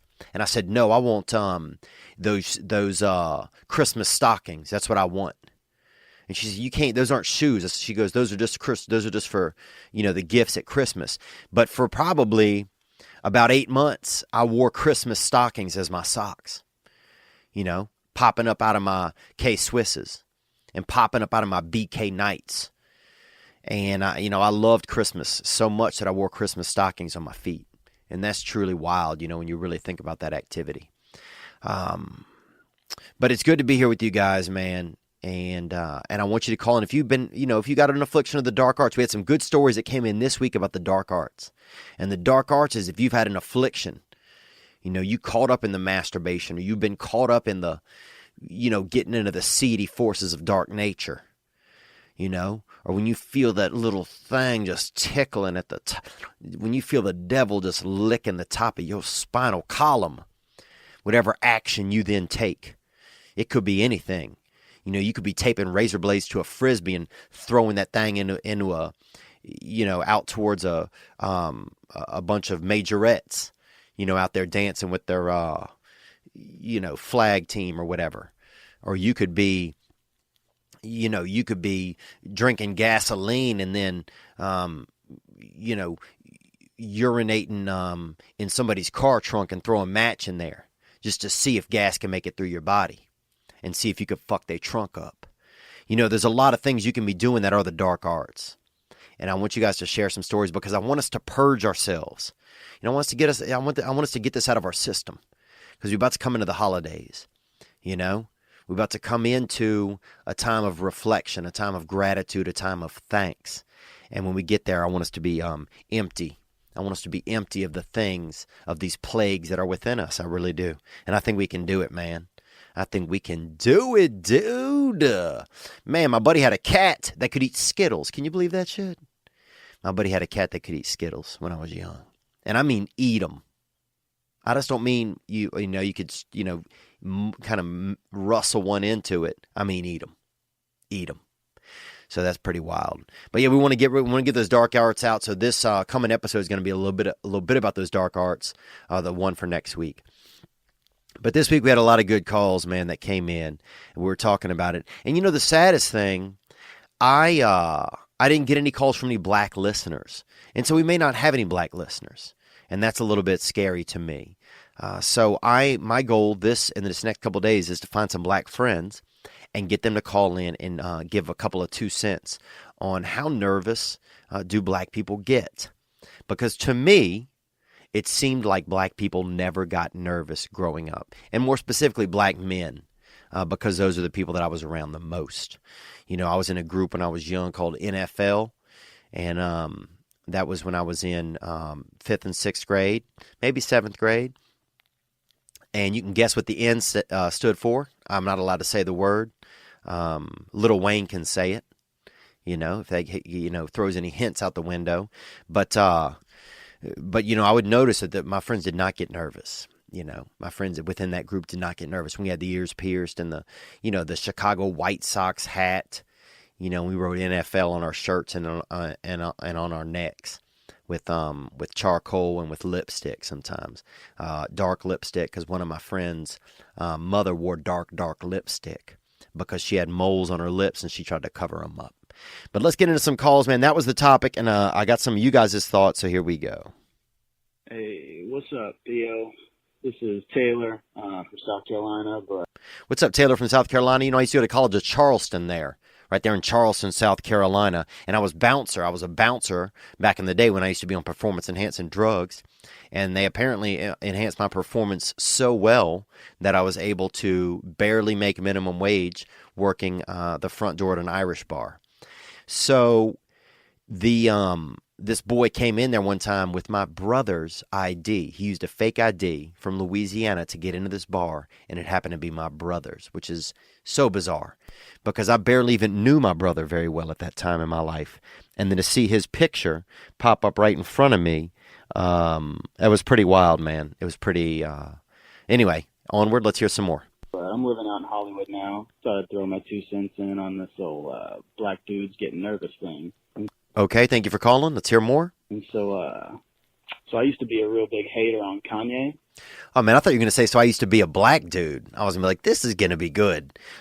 Used to be a big hater on Kanye. Okay, I'm guessing Kanye West. Let's hear more. I always just thought that he was like a cocky asshole. He had this one line that kind of turned things around for me because he had this line that says, I'm a black man with the confidence of a white man. Hallelujah. I'm a black man with the confidence of a white man. Hallelujah. Okay. And that I really respected him for that line because I thought that was like his slick Kanye way of saying that he was a black man dealing with the insecurities that we all know white men have to deal with. Because in my mind... Okay, you thought it was him saying, I'm a black man dealing with the insecurities that we all know a white man has to deal with. Okay, I don't follow that 100% because he's talking about confidence, but let's hear more. Black guys are the most confident dudes on the planet, and drunk white girls, but it's most... Yeah. Mostly, like, I've always thought that. That's always been a stereotype in my head. Agreed. And so when I heard that line and it, like, changed things of the way I look at Kanye, and then I took it to my black friend to, like, tell him, how I felt about it, and he was like, no, and I had to flip the script, and that it was, like, a stereotype on the opposite side, that white guys are known for being the most confident in a black community. So I think that it's just a misconception on both sides. Okay, I'm going to stop you there. Now, it's a good thought. It's a maybe it's a misconception on both sides. If your friend said that, that he thinks that white men were the most confident, I guess it also could be environment-based, Like if I walk down the street in a black neighborhood I'll use an example that I'm familiar with, in certain black neighborhoods in New Orleans, I might feel unconfident. And a black guy might feel the same way in a white neighborhood, might feel unconfident, and might even feel nervous. you know, or maybe black people have, you know, maybe because of the history they've had in America, maybe a lot or some or many black people operate at nervous.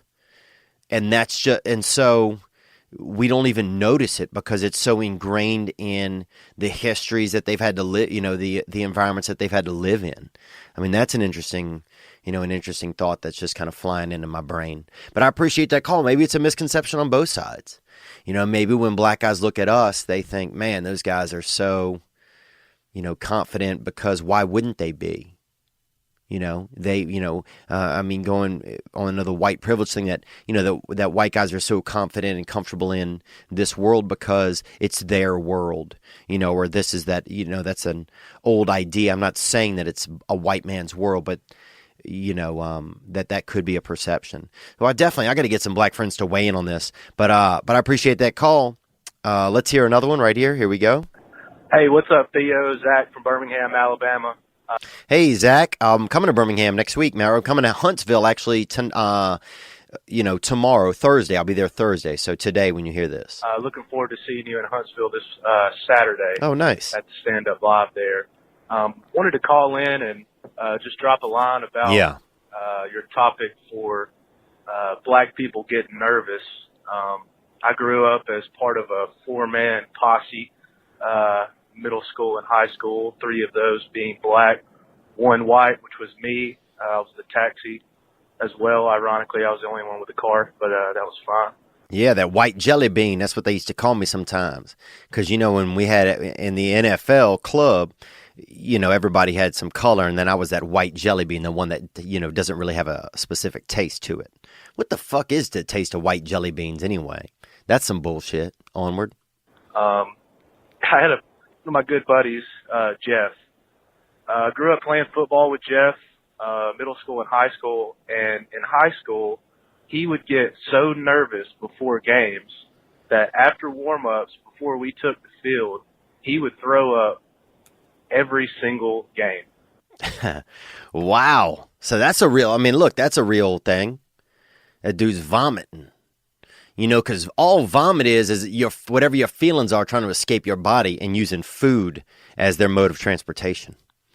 So that's wild, dude. So he had some fear, some feelings, some nervous energy trying to get out of his body, you know. And Dark Jeff there is blowing it out. You know what I'm saying? He's going for that 17-point conversion out on the front yard before he even starts the football game. All right. For about 6 years there. So that's consistent Jeff on that vomit. 4 years in high school, 2 in middle school. Well, everybody vomits in middle school, but still consistent Jeff, 4 years of vomiting. Great player. He's actually playing Arena League football now. I'm not sure where. But he used to get so nervous that he would... I'll tell you where. In an arena, bro. Horrible joke. Never telling that one again. Let's hear some more. Throw up before every game and then get like 3 picks and a touchdown or something like that. But, yeah, black people definitely get nervous.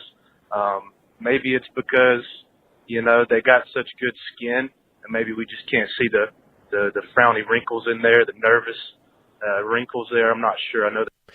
Wow, that's a great point. Yeah, we have a little bit more of if you have any radar for nervous energy, you can see it on a white person, you know, or on somebody that's light skinned. You can see it, you know, you can see, you know, the redness in their cheek or their neck. You know, sometimes people's neck get a little pink when they nervous or they nerved up. You know, you can see a little bit of, you know, you might see them sweating. You know, you might see them a little bit more hectic. You might see that. It's interesting, man. You know, and black people have had such a struggle in America. I wonder if you know, evolve past nerves a little bit. You know? Like, fuck, how can I be nervous when I have so many other things to deal with? You know? And I hope this conversation isn't striking anybody as like a racist conversation. I wish that I had, you know, a black person here to discuss it with, but at the same time, you know, it's okay. And it should always be okay to talk about things and to voice ideas, thoughts, opinions, always. to have a discussion. And that sometimes I think is part of the problem in the mainstream, is that you never get, there's never, everybody's opinion isn't taken into account. It's only one opinion a lot of times. And I think that that's one of the problems, that our country faces the most, is that a lot of mainstream media just wants to focus on one opinion and doesn't want to be a little bit more universal. And that's why we get stuck in a lot of the problems I think we continually have in America, is because we don't, we're not getting all sides of the issue a lot of times. We're not addressing all sides of issues. Let's hear a little bit more. I appreciate that call, man. That was great. That was really, really interesting. You're making me think there that we show it. We, our true colors come shining through. Like if you're nervous and you're white, that shit could flare up pretty easy. But even with that said, and maybe a lot of it, I take it back to sports, because that's where I spend a lot of time with my black friends. But even I remember being high with my black buddies, and I would be so paranoid. And rarely would I find or feel that my black friends were paranoid like that. Like they had the same level or space inside of them for paranoia to bounce around. God, it would be so amazing. I heard that there's going to be virtual reality in the future. I'm not sure where I read this, but where you can have an idea of what it's like to be another race. And unfortunately, it won't be some hoity-toity liberal thing where it's just, it's like you're a black guy walking through a mall and every white person in the mall turns and looks at you like you don't belong, because a lot of that kind of stuff is bullshit. That's one thing that I don't like a lot of times, is that, a lot of media focuses the white opinion on black people is it's not an opinion of understanding. When I was growing up, nothing really made me sadder a lot of times than, seeing the level of poverty that some of my friends had, whether they were black or white, or, seeing the inherited poverty that comes on down. It's like, when you're real poor, if your grandfather got a parking ticket, you might not go to college. That's how just one little slight can really adjust a generation or two, and I always felt, I felt bad for my black friends that were, that didn't have a parent or, only had one parent. It's not like I was blind, to some of the plight. And I don't feel like a lot of people were, but I do think sometimes at the news, a lot of these networks, they focus on, like, the only time people from my neighborhood were ever on the news was when, they wanted to have an alien sighting. That's the only time poor white people was on the news. You get some idiot, and he saw an alien sighting. So I just feel like there's always been a very bad representation of what, a lot of what it's really like for, in some of these neighborhoods, especially what it's, the view of poor white people, like that it was all people just running around with rebel flags and all this shit. That was not my experience at all. All right, let's hear a little bit more. We got some other cool callers here. Here we go. What up, Theo? Big Edgar from San Fernando, 818. Big Edgar, San Fernando. Now, Edgar, I just drove out through the Mojave. And the Mojave, I don't even know what that's Spanish for. But I appreciate it. Big Edgar, I like, I love Latino culture, man. I think, my father's, I'm Polish Nicaraguan. My father was born and raised in Nicaragua. And one thing I noticed a lot about, I was thinking about Mexican dudes the other day, trying to do this skit on stage where I tell a story about the first Mexican kid that I ever met. And I think it's funny how, like, a lot of Mexican dudes, and maybe you can call back in, Edgar, if you hear this. Why do a lot of Mexican dudes start talking like they're drowning, bro? Like, you ever notice that? Like Mexican dudes, if they're getting angry or something, they'll start looking straight up at the sky and talking, bro, like stretching their neck, like, bro, what is, like, if they're arguing and stuff, it's like water is rising around them, bro, and I'm trying to get up here, bro. And I could be crazy. I could just be an absolutely racist on that. But if not, man, let me know what you think. Let's hear a little bit more, Edgar. Thank you for calling from that 818. And also, Edgar, if you get a chance, I got there's this girl, Raven Felix, who is a rapper from the 818, man. She got a new album out called Californication. She's in that Wiz Khalifa clique, and you can check out her stuff. She's from, I don't know if she's from your hood, but she's from somewhere close, I bet. Let's hear more. Black people legit do not get nervous.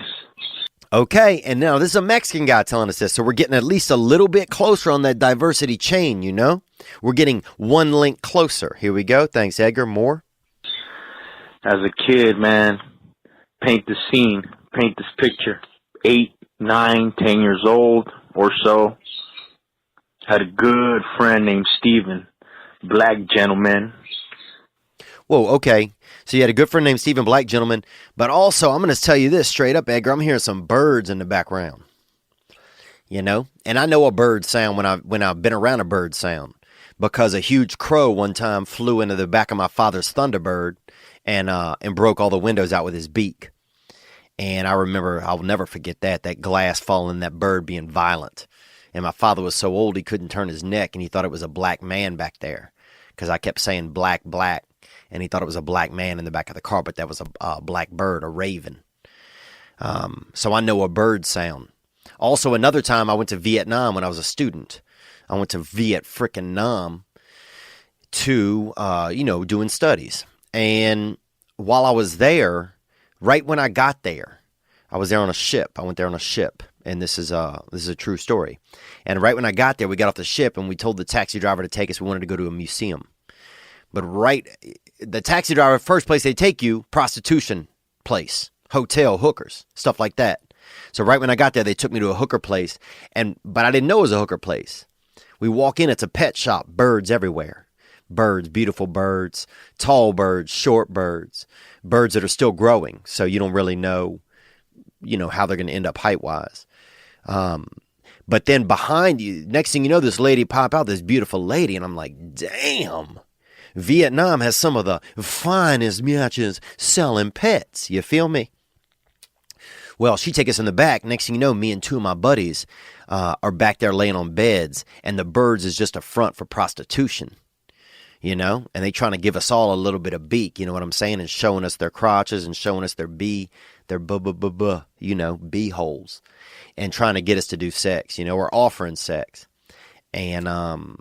And I got nervous, man. I got a little bit nervous, honestly, because you're, laying right there with your buddies, and it's, I get nervous sometimes in the sensuality areas, and I ain't, what I'm saying? I ain't training the seal in front of my buddies, if you know what I'm talking about. I ain't training the seal in front of my buddies. So, but let's hear more. That black people definitely do not get nervous. You had a friend. Onward. Good family. Kaiser parents. Mom was a nurse. Dad was some kind of janitorial services.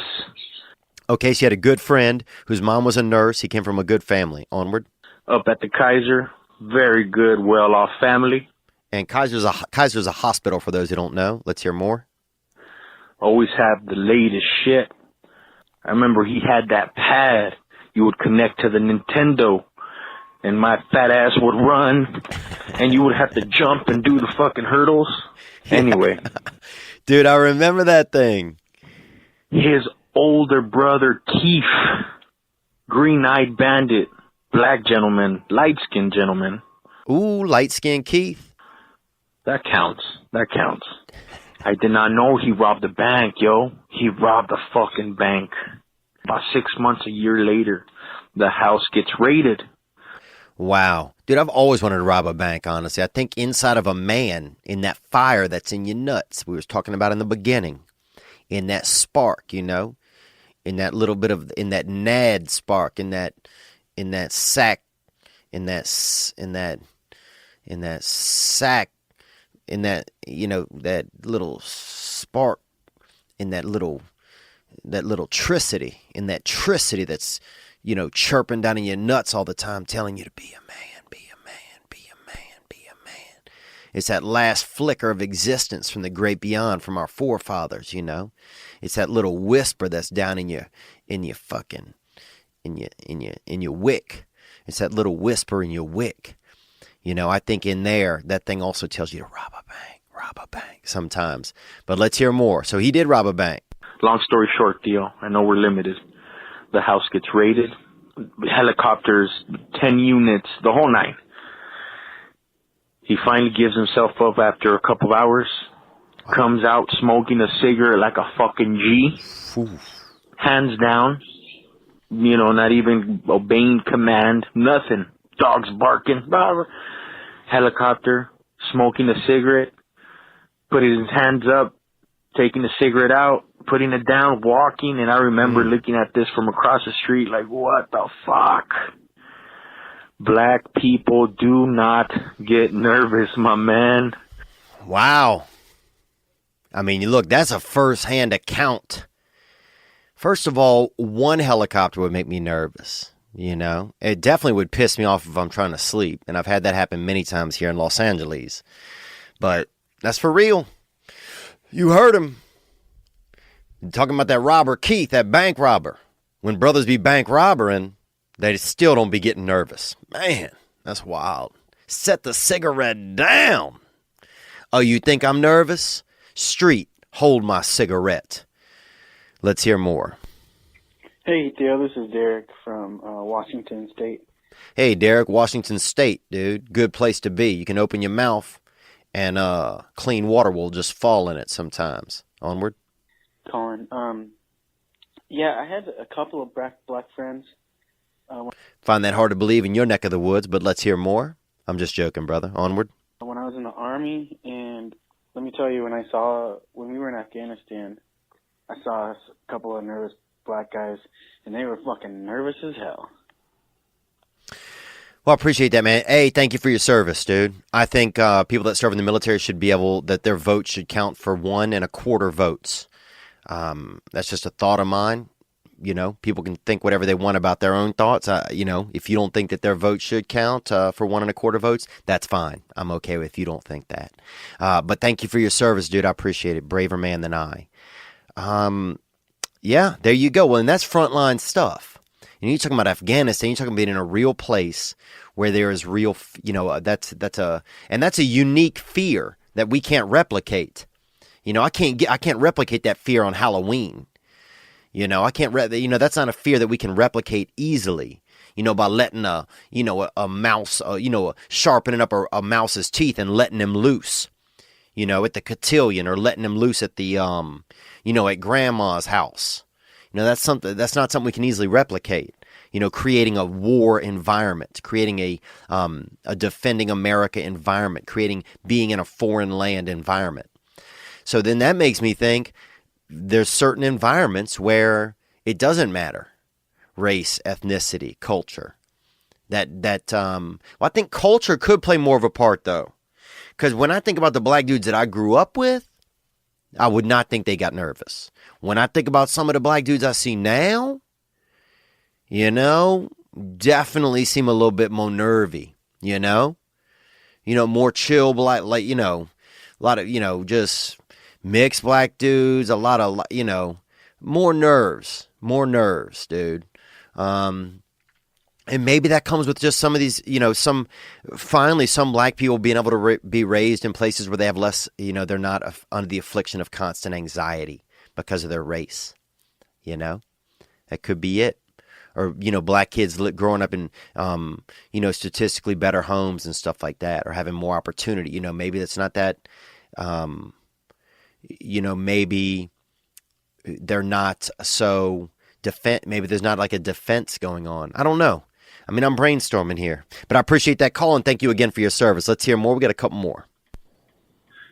Hey, Theo, this is Ty from Texas. Hey, Ty. And I just wanted to share this story about a time that a black friend of mine did get nervous, and I was the cause, actually. Ooh, old Ty. The old Ty-nado, dude. Let's hear more, Ty. Thank you. This black friend, he enjoyed his marijuana, you see, and he was... Brothers on that leaf. And look, I'll tell you this, I seen a brother one time just smoke a whole joint, and then get on a balance beam.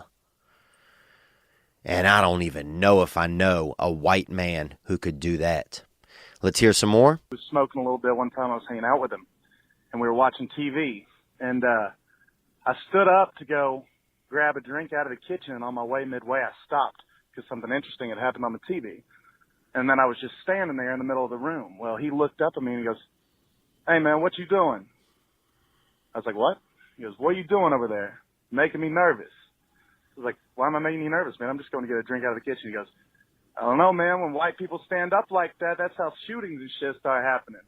And I thought it was hilarious at the time, but that is both the time that a black friend of mine got nervous, and that's some real shit, bro. Whenever a white guy stands up, you got to think about a gun popping out these days. Anyway, thanks.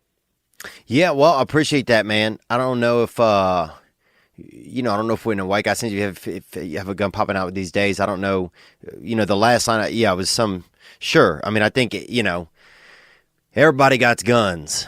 People have guns for sure. But no, I think that's interesting, dude. And maybe that goes back to, it's like fast moving white people. That could make black people nervous, That can make black people nervous. And a lot of this also, if you live in Beverly Hills, this conversation might not even make any sense to you. If you've always grown up in Beverly Hills, or if you've always grown up in, some fancy neighborhood in Seattle, where your neighborhood is mostly white people, maybe a couple of Asian people, I mean, a lot of these thoughts, I think, and a lot of my own personal relationship to this conversation came from my own environment. And that was more of a poverty environment, more of a racially tense. Overall, you would assume racially tense. The South, more of a rural environment, not as much Southern, because they didn't have any rebel flags in our neighborhood. They didn't have any, but more of a tense more of a Southern environment. But yeah, that could be something that makes black guys nervous. I now just feel like we got to make that. Obviously, the next thing is we have to get some black opinions, some opinions from African American, mixed guys, Blasian. I'm going to hit a couple dudes up and see what's going on. Some friends of mine, and see if I can get them to call in, and I can give those on the upcoming episode. But thank you for that call. All right, let's hear a little bit more. Theo, bro, this is Matt from Cleveland. Your boy One-Legged Patrick had a couple of good points about things that make black people nervous. And One-Legged Patrick is the dude who called in on this past Monday episode, the episode on the 13th, and he referenced a conversation that I had on The Fighter and the Kid, which is what kind of spurned this whole conversation. So, he had some good points. Let's hear more. Thank you for calling. He beat me to the paternity test one. But two things off the bat that come to mind that black people get extremely nervous about. Dogs, I don't know why, but anytime you see any kind of dog around a black person, they get nervous. And second, any swimming pool that is deeper than they are tall. Yeah, I mean, those are some, dogs for sure. When I was growing up, they had, in some neighborhoods, black families had one type of dogs or two or three different types of dogs, and then white family had other types of dogs. Black families had more defense dogs, and white families had more peacetime dogs. Dogs that weren't on active duty. Dogs that were more like in the National Guard. Whereas black families have more dogs that were Rottweilers, Pit Bulls, more aggressive type dogs. Which made me so nervous, and I don't know if that was part of it. Maybe it was, at those times, and we're talking when I was growing up, we're talking early 90s, or mid 90s, and that's, a time when there was you didn't see much black wealth in America. You saw a lot more disparity. The only wealthy black men I ever even saw, and not even personally, were, in that movie Coming to America, or were athletes. And that was my truth that I saw, But yeah, the dog thing was definitely true. And then a lot of black neighborhoods didn't have pools, so I think pools were more of like a white person type of country club type of thing. Like I remember my buddy Devin, his family got one of those big kind of cistern things, and we would bathe out there. We'd swim out there, kind of just fill it up with water. And yeah, black kids, I remember him and his sisters and everybody would definitely kind of get nervous in the water. Have fun, but be nervous because I think they just didn't spend as much time in it. They weren't as used to it, So that's interesting, though. Do black people get nervous? And I would remember that because sometimes we would, like bathe. Sometimes his mom would bring out the shampoo and we'd all bathe out in the cistern thing in the yard. And, we were kids, so we weren't doing nothing perverse. But people had their genitalia around, you could see, if you was looking downward, you could probably see some different genitalias. And it was definitely a little bit unique. I remember that was unique because him and his sisters would get nervous, and his little brother would get nervous when the water was on them. So that's one thing. So maybe some of this goes down to comfortability, But why in a general way did a lot of my black friends not seem nervous? I think it's time for me to get them to call in. And I tried this week. One of them didn't want to deal with the hotline. So I'm going to reach out to a couple more and see if I can just get it done quicker. This was a fast turnaround, and I'm not used to doing this Thursday episode, but I was happy to do it this week. But those are some good calls. Those are some things we had in response. I appreciate everybody for calling in, hitting the hotline, 985-664-9503. Assuming what happens over my weekend or in the world, on the Monday episode, ideally I'd like to think about, what's going on with men these days and the fear that is out there. Some of this response to the Louis C.K., I might put that up separately in the next couple days if I can, or I might address it on Monday. But yeah, it's a wild time. It's a unique time in the world. And that's something to be embraced, That's something that's cool. I think we're at a time now where we all are able to talk about things. Now, some outlets, some environments, I reference the news and stuff a lot, but I don't think that they want us to find comfortability as humans. I think that a lot of these, because if you look at two different networks, they don't even have the same news. So how can it be news? It's not news. It's all opinion. I used to love yahoo.com, and that website has gone to shit. It's just a bunch of hateful shit, And I'm all about thinking, but if we just sit here and hate, then we're not doing something. We're not doing the best service we can to ourselves. But I appreciate you guys calling. Hit the hotline, 985-664-9503. It is actually, I want to be completely transparent with you guys. It is, it's Wednesday night here right now, so I got to get this done and get it posted so I can catch the plane in just a little bit. But be good to yourselves. I bet you deserve it. All right, onward.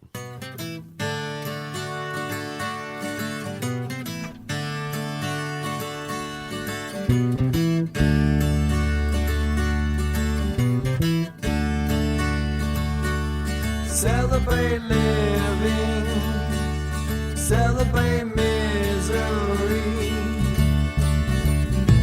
Ladies and gentlemen, I'm Jonathan Kite, and welcome to Kite Club, a podcast where I'll be sharing thoughts on things like current events, stand-up stories, and 7 ways to pleasure your partner. The answer may shock you. Sometimes I'll interview my friends. Sometimes I won't. And as always, I'll be joined by the voices in my head. You have 3 new voice messages. A lot of people are talking about Kite Club. I've been talking about Kite Club for so long, longer than anybody else. So great. Hey, sweetheart, here's a deal. Anyone who doesn't listen to Kite Club is a dodgy bloody wanker. Do you know what I mean? Hi, I'll take a quarter pounder with cheese and a McFlurry. Sorry, sir, but our ice cream machine is broken. No! I think Tom Hanks just butt-dialed me. Anyway, first rule of Kite Club is tell everyone about Kite Club. Second rule of Kite Club is tell everyone about Kite Club. Third rule, like and subscribe wherever you listen to podcasts or watch us on YouTube, yeah? And yes, don't worry, my Brad Pitt impression will get better.